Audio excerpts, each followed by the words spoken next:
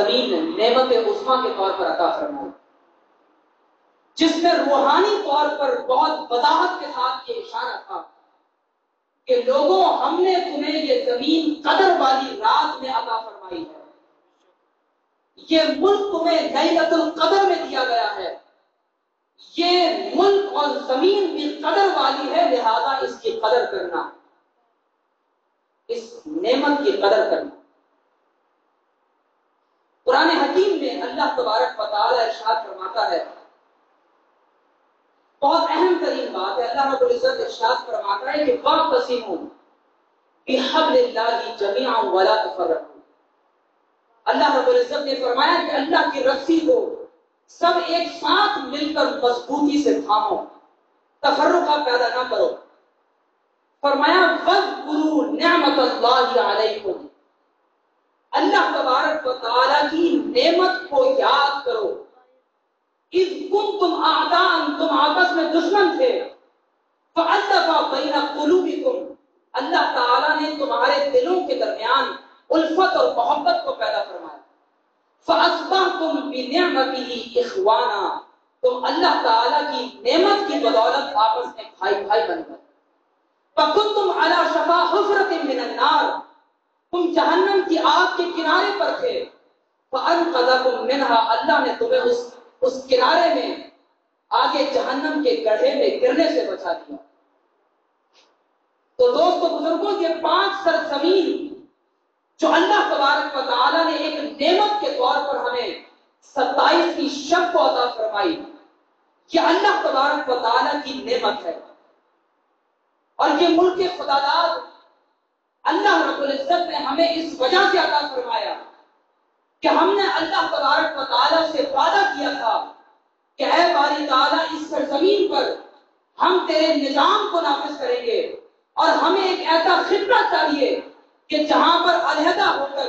ہم تیری یاد کر سکیں، ہم تیرے نظام کو نافذ کر سکیں، اور تیرے اور تیرے حبیب علیہ الصلوۃ والسلام کی تعلیمات کے مطابق اپنی زندگی گزار سکیں۔ یاد رکھیں کہ اسلام کے نام پر پاکستان حاصل کیا گیا، یہ جملہ یاد رکھیے گا کہ پاکستان اسلام کے نام پر حاصل کیا گیا ہے، اور یہ ملک اسلام کے ہی نام پر قائم دائم اور شاد باد رہ سکتا ہے۔ اس کائنات میں صرف ایک قوت ہے جو اس ملک کے لوگوں کو آپس میں جوڑ سکتی ہے۔ اگر کوئی یہ چاہتا ہے کہ اس ملک کے لوگوں کو لسانیات کی بنیاد پر، فرقہ پرستی کی بنیاد پر، رنگ، لسانیت اور تعصب کی بنیاد پر جمع کرے تو وہ ناکام ہوگا، کیونکہ یہ ملک اللہ کے نام پر لیا گیا ہے۔ صرف اللہ کی وہی نعمت جس نے ہمیں اس ملک کے اندر آپس میں بھائی بھائی بنایا تھا، صرف وہی نعمت ہم کو باہم شیر و شکر کر سکتی ہے۔ اور وہ اللہ کی نعمت کیا ہے؟ وہ اللہ کی نعمت اللہ کا دین اسلام اور اس کے حبیب مصطفیٰ صلی اللہ علیہ وسلم کی ذات گرامی ہے۔ اللہ فرماتا ہے تم دشمن تھے، اللہ نے اپنی نعمت کی بدولت تم کو آپس میں بھائی بھائی کر دیا۔ ایک اور مقام پر اللہ تبارک و تعالی ارشاد فرماتا ہے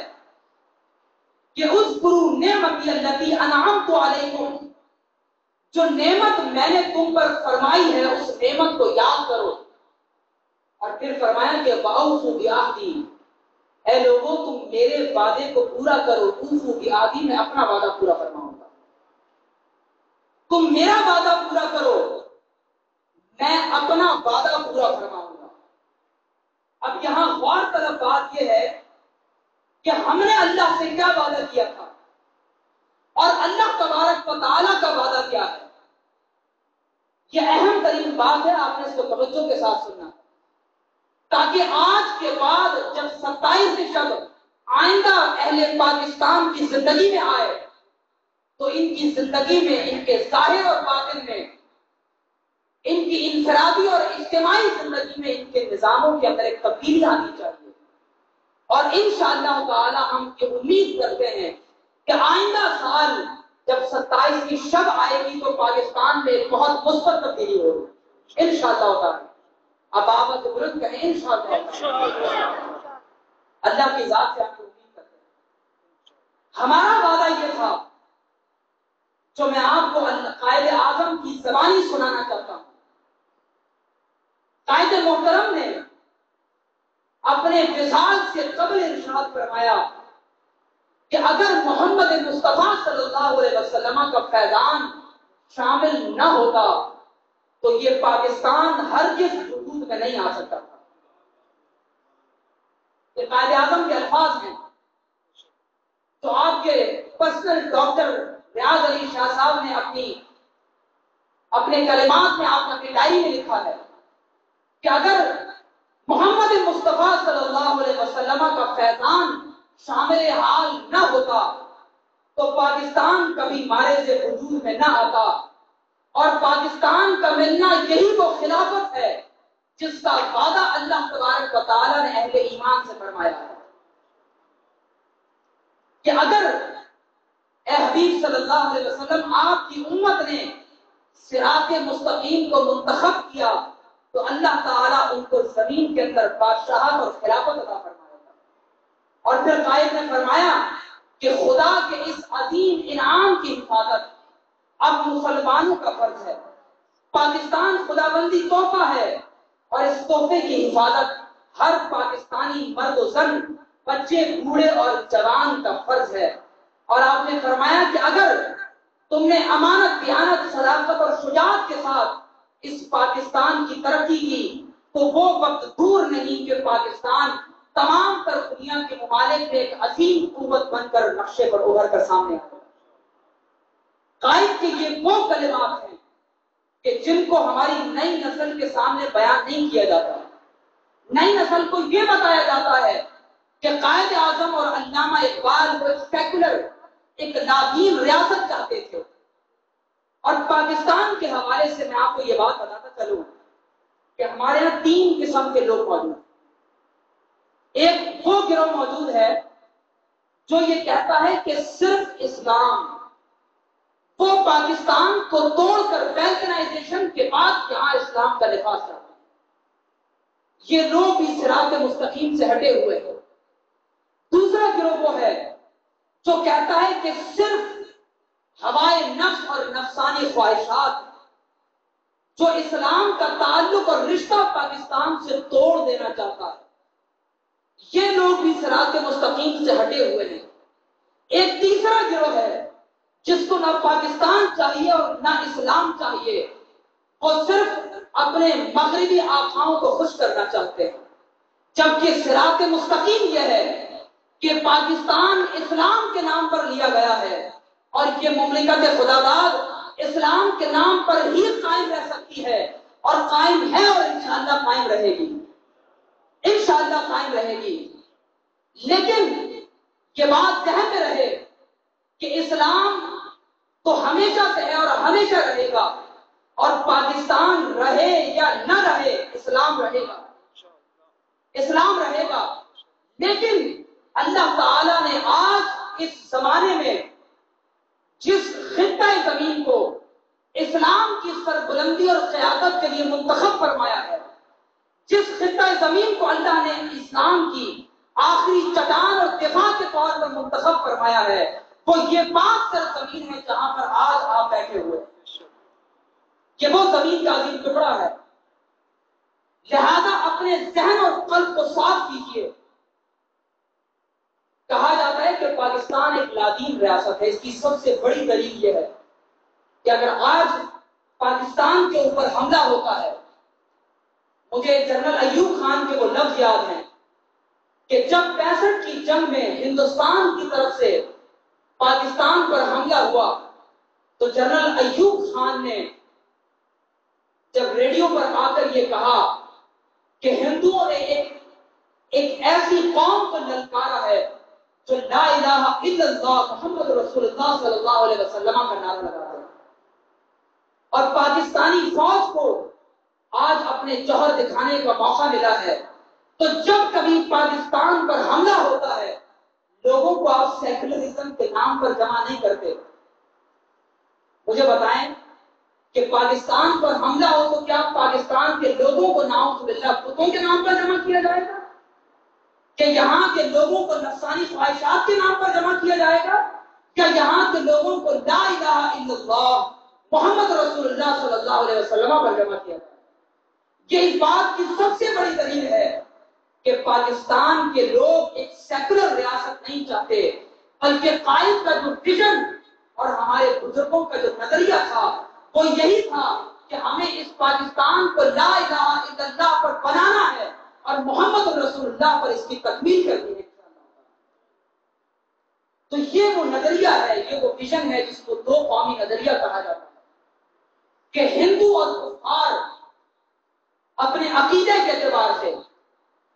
اپنے لباس کے اعتبار سے، رہن سہن اور زبان کے اعتبار سے، سوچ فکر اور نظر کے اعتبار سے ایک علیحدہ قوم ہے، جبکہ مسلمان اپنے عقائد، افکار، نظریات، رہن سہن، فضا قطع ہر اعتبار سے ایک علیحدہ قوم ہے۔ لہذا اس قوم کے لیے ایک علیحدہ وطن اور ملک ہونا چاہیے، ایک علیحدہ ملک ہونا چاہیے۔ اللہ تبارک و تعالی نے ہم سے یہ وعدہ فرمایا ہے کہ وعد اللہ الذین آمنوا منکم، تم میں سے جو ایمان لائیں گے، وعملوا الصالحات اور نیک اعمال کریں گے، لَيَسْتَخْلِفَنَّهُمْ فِي الْأَرْضِ، اللہ تعالیٰ ان کو ضرور بھی ضرور زمین میں خلافت عطا فرمائے۔ میں ابھی ایک پروگرام سن رہا تھا، اس میں ایک صاحب نے کہا کہ خلافت تو اب قائم نہیں ہوگی،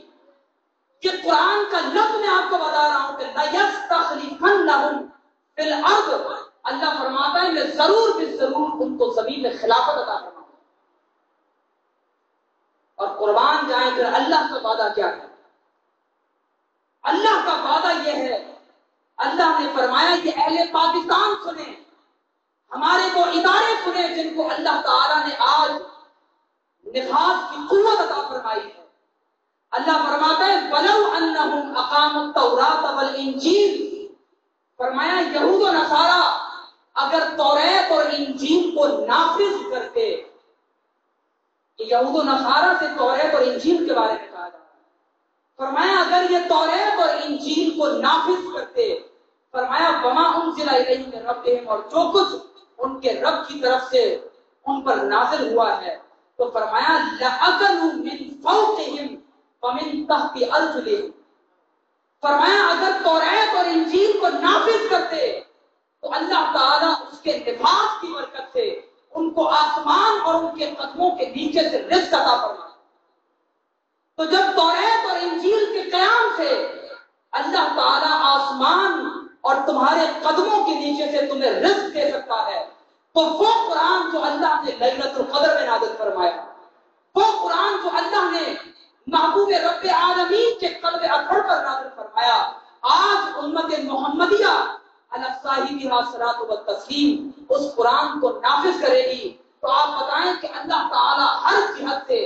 ہمیں رزق سے مالا مال فرمائے گا یا نہیں مالا مال فرمائے گا؟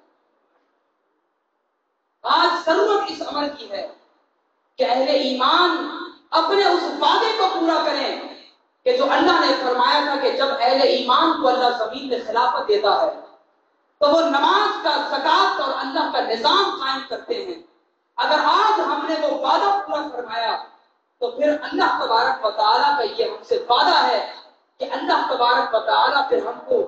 زمین میں نہ صرف ایسی خلافت عطا فرمائے گا، بلکہ اللہ تبارک و تعالیٰ اس ملک کو تمام تر اقوام پر اور اہل اسلام کو اللہ رب العزت ایک برتری عطا فرمائے گا۔ اور یہ اللہ کا وعدہ ہے، هو الذي ارسل رسوله بالهدى ودين الحق ليظهره على الدين كله، اللہ فرماتا ہے ہم نے یہ دین اپنے رسول کے ساتھ بھیجا اس لیے کہ ہم اس دین کو تمام تر ادیان پر غالب کر دیں۔ اب چاہے وہ کیپٹلزم ہو، وہ سوشلزم ہو، وہ کمیونزم ہو، وہ کرسچینٹی ہو، وہ جوڈائزم ہو، وہ دنیا کا کوئی ازم یا مت ہو، یہ قرآن کا فیصلہ ہے کہ یہ دین غالب آئے گا، یہ دین غالب آئے گا وَلَوْ كَرِهَ الْكَافِرُونَ، اگرچہ یہ بات کافروں کو بری لگتی رہے۔ يُرِيدُونَ لِيُطْفِئُوا نُورَ اللَّهِ بِأَفْوَاهِهِمْ، اپنی افواہوں سے، اپنی بھوکوں سے، اپنے ڈس انفارمیشن سے اس دین کے نور کو بجھانا چاہتے ہیں۔ اللہ فرماتا ہے میں اپنے دین کے نور کو مکمل فرماؤں گا اگرچہ مشرکین کو یہ بات پسند نہ ہے، یہ اللہ کا ہم سے وعدہ ہے، لیکن دوستو بزرگوں جو ہمارے اندر مایوسی پیدا کی جا رہی ہے، اس مایوسی کو اپنے دل میں آنے نہ دیجیے گا۔ بالخصوص آج پاکستانی میڈیا کے ذریعے سے جو ہماری نظریات کو ڈسٹارٹ کیا جا رہا ہے اور ہمارے اندر ایک مایوسی پیدا کی جا رہی ہے، اس مایوسی کو اپنے اندر جگانے دیجیے گا، کیونکہ جب کوئی قوم فکری اعتبار سے مایوس ہو جائے تو وہ جنگ لڑنے سے پہلے ہی ہار جاتی ہے۔ اور میں واشنگٹن پوسٹ کی ایک خبر میں نے پڑھی کہ پاکستانی میڈیا میں امریکنز کی طرف سے $50 لاکھ صرف کیے گئے ہیں، جس کا مقصد یہ ہے کہ پاکستان کے اندر جو جدید علماء ہیں، جو جدید مولوی ہیں، جو بظاہر مغرب زدہ لگتے ہیں لیکن زبان سے قرآن و حدیث سناتے ہیں، ان کے ذریعے سے لوگوں میں سے اسلام کا جذبہ اور روح محمدی نکال دی جائے، ان میں سے انتہا پسندی ختم کر دی جائے، ان کے اندر سے اسلام کا ایمان ختم کر دیا جائے، تو دوستو بزرگوں اپنے اندر یہ مایوسی کبھی نہ آنے دیجیے گا، کیونکہ جب یہ مایوسی انسان کے اندر آ جاتی ہے تو پھر یاد رکھیں کہ پھر انسان تباہی اور بربادی کی طرف چلا جاتا ہے۔ یہ پاکستان ہم نے جتنی قربانیوں کے بعد حاصل کیا ہے، میں صرف یہ اقتباس آپ کے سامنے سنا رہا ہوں، بالخصوص وہ نوجوان نسل جو اپنے اکابرین کی تاریخ کو نہیں جانتی، وہ ذرا ان کلمات کو سنے کہ کلیجہ منہ کو آتا ہے۔ خواجہ افتخار اپنی کتاب جب امرتسر جل رہا تو میں فرماتے ہیں کہ یہ سلسلہ جاری تھا کہ محلے کے جلے ہوئے مکانوں کے بھڑکتے ہوئے شعلوں میں ان شہداء کی سسکتی لاشوں کو گھسیٹ کر پھینکا گیا، تاکہ اگر بعد میں پولیس آئے بھی تو ان کا نام و نشان نہ مل سکے۔ اس کے بعد فسادیوں نے چوک براق داس سے برآمد ہونے والی مستورات کو مسلمان لڑکیوں کو برہنہ جلوس کی صورت میں گرو رام داس کے سرائے کی طرف لے گئے، جنہیں آفتاب اور مہتاب کی کرنوں نے کبھی بے نقاب بھی نہ دیکھا تھا۔ پھر آپ فرماتے ہیں کہ مسجد رنگریزاں شہر کی اہم ترین درسگاہ تھی، اس میں نہایت پرآشوب ایام اور سخت نامساعد حالات میں بھی 5 وقت اذان ایمان افروز صدا بلند ہوتی تھی، ہر صبح قرآن پاک کا درس ہوتا تھا، لیکن جب پاکستان کی صبح آزادی اس محلے کے ساکنوں کے لیے آئی تو وہ شب قیامت ثابت ہوئی۔ کہ آج کی رات جو آج آپ اور میں اپنے گھروں میں امن کے ساتھ گزار رہے ہیں، ذرا تصور کریں کہ جب آج سے 65 سال پہلے یہ ملک خداداد اللہ نے ہمیں عطا فرمایا تو ہمارے بزرگوں پر یہ رات کیسے گزری ہوگی۔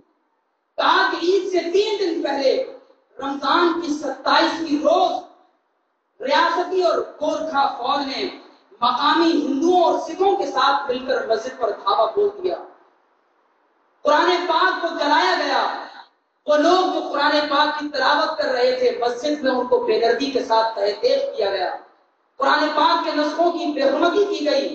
اور وہ مستورات جو مسجد میں پناہ لیے ہوئے تھی انہوں نے مسجد کے کنویں میں چھلانگ لگا کر اپنی عزت بچائی،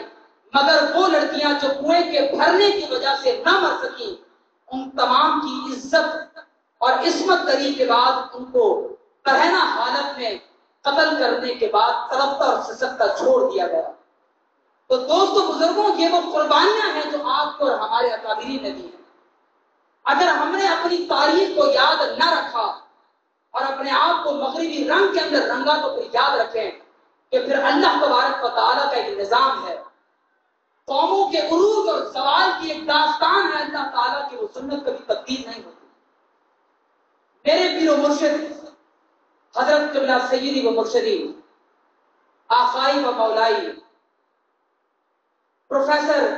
حضرت علامہ و مولانا ڈاکٹر محمد مقصود الہی صاحب نقشبندی دامت برکاتہم العالیہ نے پچھلے سال ایک محفل کے اندر ہزاروں کی محفل میں آپ نے یہ ایمان افروز جملے ارشاد فرمائے،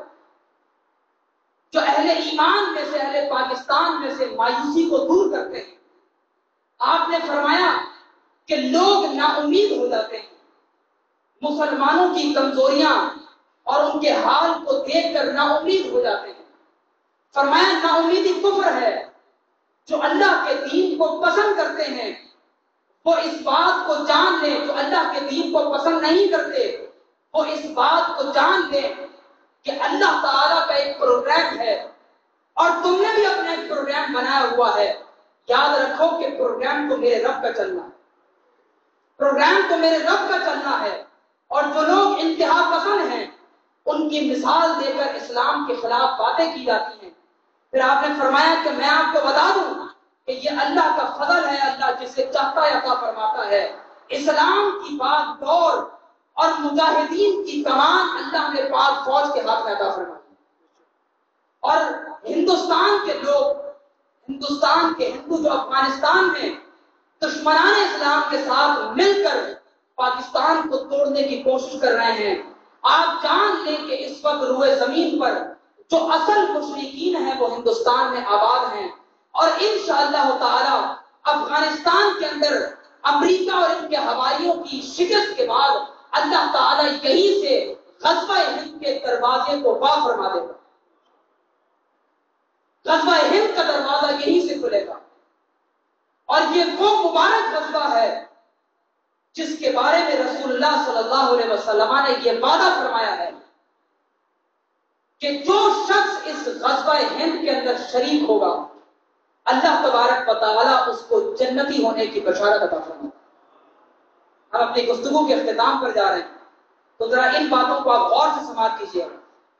کہ آقا علیہ الصلوۃ والسلام سے مروی ہے کہ ابو ہریرہ فرماتے ہیں کہ وعدنا رسول اللہ صلی اللہ علیہ وسلم، رسول اللہ صلی اللہ علیہ وسلم نے ہم سے وعدہ فرمایا ہے غزوۃ الہند، غزوہ ہند کا۔ فرمایا اگر میں نے اس غزوہ ہند کو پایا تو میں اپنی جان اور اپنا مال، اپنا سب کچھ اس غزوے کے لیے قربان فرما دوں گا۔ اور فرمایا اگر میں غازی لوٹا تو اللہ تعالیٰ مجھے جہنم کی آگ سے خلاصی عطا فرمائے گا، اور اگر میں شہید ہوا تو اللہ تعالیٰ مجھے افضل الشہداء کا درجہ عطا فرمائے گا۔ اور امام ابن قیم فرماتے ہیں کہ افضل الشہداء کا درجہ یہ ہے کہ جو لوگ افضل الشہداء ہوں گے قیامت کے دن اللہ ان کو جنت کے اعلیٰ درجات میں رکھے گا، اور جو افضل الشہداء ہوں گے اللہ تعالیٰ قیامت کے دن ان کی طرف مسکرا کر دیکھے گا، اور جس کی طرف اللہ مسکرا کر دیکھے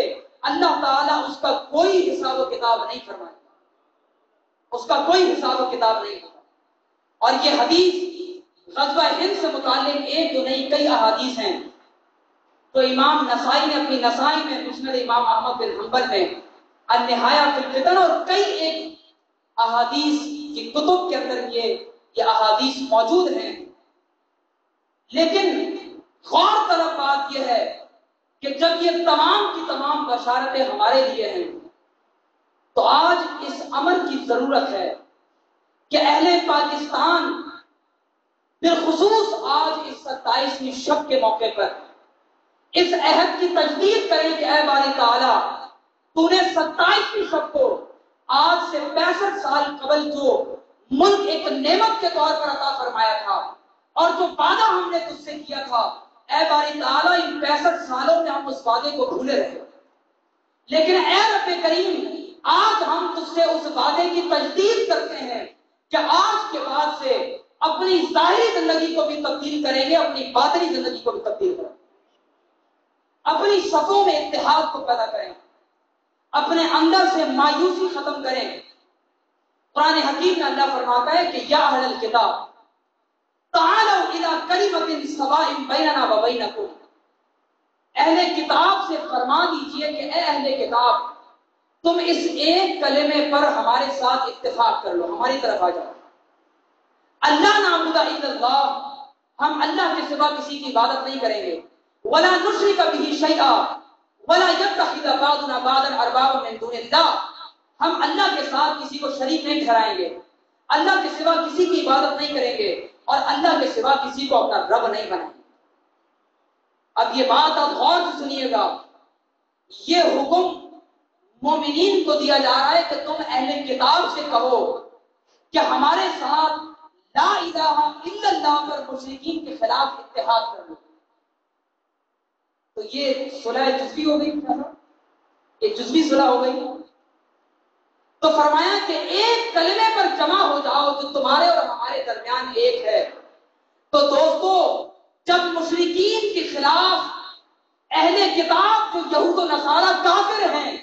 ان کے ساتھ لا الہ الا اللہ پر اتفاق ہو سکتا ہے، تو آج کیا وجہ ہے کہ پاکستان کی سربلندی کے لیے اور تمام عالم اسلام اپنی بقا اور حرم کی پاسبانی کے لیے لا الہ الا اللہ محمد رسول اللہ پر نیل کے ساحل سے تا وفا کے کاش پر اتفاق نہیں کر سکتا؟ جب یہود و نصارہ کے ساتھ لا الہ الا اللہ پر بات ہو سکتی ہے تو پھر مسلمان یہود و نصارہ اور کفار اور مشرکین کے مقابلے میں اپنی صفوں میں اتحاد پیدا کیوں نہیں کر لیتے؟ آج ضرورت اس امر کی ہے کہ بالخصوص ہمارا میڈیا، ہماری عوام، ہماری عدلیہ، ہمارے حکمران، ہمارے علماء اور ہماری فوج، یہ 5 اور 6 ادارے ایسے ہیں اور طبقات ہیں جن کی بدولت نظام بنتا ہے، تبدیل ہوتا ہے، تشکیل پاتا ہے اور آگے چلتا ہے. اور اگر یہی 6 طبقے بگڑ جائیں تو پھر نظام تبدیل اور تباہی اور بربادی کی طرف چلا جاتا ہے. اور اگر ہمارے ان 5 سے 6 طبقات نے اپنے نظام کو درست نہیں کیا تو پھر یہ کسی صلاح الدین ایوبی کی ذمہ داری بنتی ہے کہ جب آج عالم اسلام پر ہمہ جہتی جغرافیائی اور نظریاتی حملے ہو رہے ہوں تو وہ اہل اسلام اور پاکستان سرزمین کی بقا کے لیے کھڑا ہو اپنے تلوار کی نوک پر اس مملکت کے خداداد کا دفاع کرے، پھر یہ اس پر فرض عائد ہوتا ہے. اقبال نے کہا تھا کہ وطن کی فکر کر ناداں مصیبت آنے والی ہے، وطن کی فکر کر ناداں مصیبت آنے والی ہے، تیری بربادیوں کے مشورے ہیں آسمانوں میں. وطن کی فکر کر ناداں مصیبت آنے والی ہے، تیری بربادیوں کے مشورے ہیں آسمانوں میں. پھر اقبال نے ہندوستان والوں کے لیے کہا تھا کہ نہ سمجھو گے تو مٹ جاؤ گے اے ہندوستان والوں. میں کہتا ہوں کہ نہ سمجھو گے تو مٹ جاؤ گے اے پاکستان والوں، تمہاری داستان تک بھی نہ ہوگی داستانوں میں. قرآن حکیم میں اللہ رب العزت فرماتا ہے کہ وَإِذَا أَرَدْنَا أَن نُهْلِكَ قَرْيَةً، جب ہم کسی شہر کو، کسی گاؤں کو ہلاک کرنے کا ارادہ کرتے ہیں تو اللہ فرماتا ہے کہ أَمَرْنَا مُتْرَفِيهَا فَفَسَقُوا فِيهَا، ہم اس علاقے کی اشرافیہ کو، جو اس کا خوشحال طبقہ ہے، جو اس کی اشرافیہ ہے، ان کو اپنے احکامات دیتے ہیں تو وہ ان کی پیروی نہیں کرتے. فرمایا کہ جب اشرافیہ فاسق ہو جائے تو اللہ فرماتا ہے فحق علیہ القول فدمرناها تدمیرا، اللہ فرماتا ہے پھر ہم کو تباہ و برباد کر دیتے. اللہ تبارک و تعالی کا دین غالب آئے گا. دعا کریں کہ اللہ تبارک و تعالی اس منصوبے میں ہم کو شامل فرما لے. لیکن اگر ہم نے یہ ڈیوٹی اور یہ فرض پورا نہ کیا تو پھر اللہ کا ایک اور وعدہ ہے، اللہ کی سنت یہ ہے کہ پھر اللہ تبارک و تعالی اس قوم کو تباہ کر کے دوسری قوم لے آتا ہے اور پھر یحبونہم ویحبہم ویحبونہ، پھر وہ اللہ سے محبت کریں گے اور اللہ ان سے محبت کریں گے. اور اہل پاکستان اس پیغام کو سنیں کہ اللہ فرماتا ہے کہ ضرب اللہ مثلا قریۃ، اللہ تبارک و تعالی نے ایک گاؤں کی مثال دی. اللہ فرماتا ہے کانت آمنۃ مطمئنۃ، وہ ملک، وہ شہر، وہ علاقہ بہت پرامن تھا. یاتیھا رزقھا رغدا من کل مکان، اللہ فرماتے ہیں ہر جہت سے ان کے پاس رزق آ رہا تھا. فکفرت بانعم اللہ، انہوں نے اللہ کی نعمتوں کا کفر کیا. آج پاکستان میں دنیا کی سب سے بڑی سونے کی کانیں ہیں، سونے کے، تانبے کے، تیل کے، کوئلے کے ذخائر ہیں. یہ اللہ کی نعمتیں ہیں جو اللہ نے آپ کو عطا فرمائی ہیں. اللہ فرماتا ہے کہ انہوں نے اللہ کی نعمت کا کفر کیا، ناشکری کی، تو کیا ہوا؟ اللہ فرماتا ہے فَأَذَاقَهَا اللَّهُ لِبَاسَ الْجُوعِ وَالْخَوْفِ، پھر اللہ نے ان کو عذاب کا مزہ چکھایا، اور وہ عذاب دو قسم کا تھا، فرمایا ایک بھوک کا اور ایک خوف کا، بما كانوا يصنعون، ان کی بدعمالیوں کی وجہ سے۔ تو دوستو بزرگوں، قرآن حکیم کا یہ فیصلہ ہے کہ وَلَا تَهِنُوا وَلَا تَحْزَنُوا وَأَنْتُمُ الْأَعْلَوْنَ إِن كُنتُم مُؤْمِنِينَ، غمگین نہ ہو، افسردہ نہ ہو، اگر تم مومن ہو تو تم ہی غالب آؤ۔ ہم اس امت محمدیہ صلی اللہ علیہ وسلم سے تعلق رکھتے ہیں، ہمیں اپنی روحانی قوت کا اندازہ نہیں ہے، ہمیں اپنی قوت کا اندازہ نہیں ہے۔ حضرت سفینہ رضی اللہ تعالیٰ عنہ حضرت عمر کے زمانے میں جہاد پر جا رہے تھے، ایک جنگل سے گزرے، راستے سے بھٹک گئے تو دیکھا کہ ایک شیر سامنے کھڑا ہوا۔ شیر کو پنجرے میں دیکھنے کی کیفیت اور ہے اور جنگل میں دیکھنے کی کیفیت اور ہے۔ قربان جائیں کہ جب آپ نے جنگل میں شیر کو اپنے سامنے دیکھا تو ایمان کی پختگی دیکھیں کہ شیر سے کہا کہ یا ابا الحارث، اے شیر، انا مولا رسول اللہ صلی اللہ علیہ وسلم، میں اللہ کے رسول علیہ السلام کا غلام ہوں،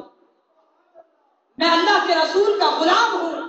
اور راستہ بھٹک گیا ہوں۔ حدیث میں آتا ہے کہ شیر نے سر جھکا لیا اور دم ہلاتا ہوا حضرت سفینہ کے آگے آگے راستہ بتانے کے لیے چلنے لگا۔ تو ہماری روحانی قوت کا عالم یہ ہے، آج بھی اگر اہل اسلام اپنی صفوں میں اتحاد پیدا کر لے، فضائے بدر پیدا کر لے، تو اللہ تعالیٰ ان کی مدد اور نصرت کے لیے آسمان سے فرشتوں کو نازل فرمائے گا۔ پہاڑ آپ کے لیے راستہ دیں گے، دریاؤں میں راستے بن جائیں گے، اللہ تبارک و تعالیٰ کی زمین اپنے خزانے آپ کے لیے اگل دے گی۔ لیکن شرط ایک ہے کہ کی محمد سے وفا، تو نے تو ہم تیرے ہیں، کی محمد سے وفا، تو نے تو ہم تیرے ہیں، یہ جہاں چیز ہے کیا، لوح و قلم تیرے ہیں۔ دوستو بزرگوں، ہماری آج کی اس نشست کا پیغام یہی ہے، ہماری آج کی اس نشست کا پیغام یہی ہے کہ اس 27 رمضان المبارک میں جو اللہ نے لیلۃ القدر میں ہمیں یہ زمین اور یہ مملکت خداداد عطا فرمائی، ہم لیلۃ القدر کی طرح اس پاک سرزمین کی قدر کریں، اور یاد رکھیں کہ جو لوگ اللہ کی نعمتوں کی قدر نہیں کرتے تو پھر اللہ تبارک و تعالیٰ ان کے اوپر پھر لباس الجوع والخوف، پھر اپنا عذاب ان پر نازل فرماتا ہے۔ اپنی صفوں میں اتحاد پیدا کرنے کی کوشش کریں۔ اللہ اور اس کے رسول علیہ الصلوۃ والسلام سے جو رابطہ اور تعلق ہمارا کمزور ہوتا جا رہا ہے، اس تعلق کو مضبوط سے مضبوط تر اور مضبوط ترین بنانے کی کوشش کریں، اور آج کے بعد یہ وعدہ کر کے یہاں سے اٹھیں کہ اے باری تعالیٰ اس 27ویں شب کو ہم یہ وعدہ کر کے اٹھتے ہیں کہ انشاءاللہ تعالیٰ اپنی انفرادی حیثیت میں ہم اس پاک سرزمین کے لیے، اس مملکت خداداد کے لیے، اپنے محلے اور معاشرے کے لیے، اپنے گھر کے لیے ہم جو خدمت بجا لا سکیں گے انشاءاللہ تعالیٰ اس میں پیچھے نہیں رہیں گے۔ اپنی زبان سے، اپنے علم سے، اپنے قلم سے جو ہو سکے اس پاک سرزمین کی ترقی کے لیے کوششیں کریں اور اپنے ظاہر اور باطن کو تبدیل کریں۔ اور یہ اسی وقت ہوگا کہ جب آپ کی صحبت تبدیل ہوگی، آپ کے دوست یار تبدیل ہوں گے۔ حدیث میں آتا ہے کہ المرء علی دین خلیلہ، انسان اپنے دوست کے دین پر ہوتا ہے۔ فَلْيَنْظُرْ أَحَدُكُمْ مَنْ يُخَالِلُ، تم دیکھو تم کس سے دوستی کرتے ہو، دوستی کس سے لگاتے ہو۔ تو یہ جو دنیا میں دوستی اور صحبت ہے، اس کا بڑا اثر ہوتا ہے۔ جنید بغدادی کے ایک مرید کے بارے میں آتا ہے کہ وہ ایک مقام سے گزرے تو وہاں ایک خوبصورت عورت کے چہرے پر ان کی نگاہ پڑی، اسی وقت توبہ استغفار کیا، لیکن جب واپس آنے لگے تو ایک بوڑھی عورت راستے میں ملی اور کہا کہ کیا وجہ ہے کہ میں آپ کے چہرے کو سیاہ دیکھتی ہوں۔ وہ بزرگ کبکبا اٹھے، گھر جا کر دیکھا تو چہرہ سیاہ ہو گیا۔ 40 روز تک اللہ کی بارگاہ میں استغفار کرتے رہے، پھر دل میں غیب سے القاء ہوا کہ جب تک اپنے مرشد جنید بغدادی کے پاس نہیں جاؤ گے جب تک وہ تمہارے لیے استغفار نہیں کریں گے تمہاری توبہ قبول نہیں ہوگی۔ آپ فرماتے ہیں کہ جب میں بغداد میں اپنے مرشد کے دربار پر پہنچا، میں نے صرف دروازے پر دستک دی تھی تو حضرت نے اندر سے فرمایا کہ تم گناہ رہبہ میں کرتے ہو، تمہاری گناہوں کی مغفرت اللہ سے جنید بغداد میں طلب کرتا ہے۔ تو دوستو بزرگو، کسی شیخ کامل کا دامن ضرور تھامے رکھیں، کسی شیخ کامل کا دامن ضرور تھامے رکھیں۔ یہ جو آپ اس ناچیز میں بھی تبدیلی دیکھتے ہیں تو یہ میرے مرشد کامل کا فیض ہے۔ آپ کی صحبت بابرکت میں جو لوگ آتے ہیں وہ تبدیل ہوتے ہیں، قلب، باطن اور ظاہر تبدیل ہوتا ہے۔ اللہ تعالیٰ ذکر خفی کی بدولت ان کے دل میں وہ نور بھرتا ہے کہ پھر اللہ تبارک و تعالیٰ ان کو دوسرے لوگوں کی توبہ کا ذریعہ بنا دیتا ہے۔ میں آپ تمام دوست احباب کو اسی طرح سے دعوت دیتا ہوں کہ آپ ضرور اہل اللہ کی اور اولیاء کاملین کی مجالس کو اختیار کریں۔ جہاں کہیں آپ کی نسبت اولیاء کاملین سے ہے، اپنی اس نسبت کو ضرور آپ قائم اور دائم رکھیں اور ان سے اپنے رشتے اور تعلق کو مضبوط کرتے رہیں۔ اور میں آپ تمام احباب کو اس طرف ترغیب بھی دلاتا ہوں کہ آپ کی اس مسجد میں حضرت قبلہ پیر طریقت رہبر شریعت حضرت علامہ مفتی سید عظمت شاہ گیلانی صاحب دامت برکاتہم العالیہ تشریف رکھتے ہیں۔ اللہ تعالیٰ نے آپ کو ظاہری علوم سے بھی نوازا ہے، باطنی علوم سے بھی نوازا ہے، اور یقینی طور پر آپ میں سے کئی حضرات حضرت والا سے نسبت ارادت بھی رکھتے ہوں گے۔ تو کوشش کریں کہ اس نسبت کا روحانی فیض حاصل کرنے کی کوشش کریں۔ اللہ تعالیٰ آپ کو دنیا اور آخرت میں کامیاب و کامران فرمائے۔ اور یہاں پر میں آپ تمام دوستوں کے لیے خوشخبری کا بھی اعلان کر دوں کہ آپ تمام احباب کا کوئی مسئلہ ہو، کسی بھی قسم کی کوئی پریشانی ہو، کوئی آپ کا ظاہری مسئلہ ہو، کوئی روحانی آپ کے لیے مسئلہ ہو، تو اس ناچیز کے پیر و مرشد ہر مہینے کی پہلی ہفتے کو آپ جامع مسجد الحبیب میں تشریف لاتے ہیں اور ہر مسئلے کا علاج فی سبیل اللہ کرتے ہیں۔ ڈاکٹر بھی ہیں، آپ ہومیوپیتھک علاج بھی فرماتے ہیں، آپ یونانی ادویات سے بھی علاج فرماتے ہیں، تو وہ فی سبیل اللہ علاج فرماتے ہیں۔ آپ کا کوئی مسئلہ ہو، آپ حضرت والا کی خدمت میں حاضر ہوں، انشاءاللہ تعالی